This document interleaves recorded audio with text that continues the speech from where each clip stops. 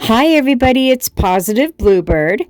So I have 2 vases and 1 canister to show you. As you know, I like to upcycle.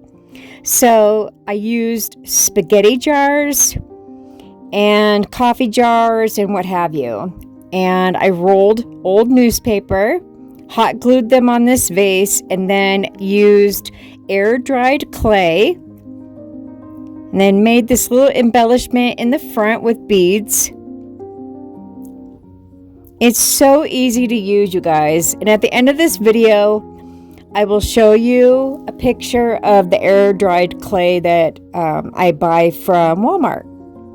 So this is a simple red canister from coffee. And if this clay is kind of hard to use, all you have to do is just add a little bit of water, and it's very spreadable. As you can see there, I used a different container for that, and I'm just going to spread it on here. Okay, you guys, so I made this stamp by putting a bunch of hot glue inside a mold.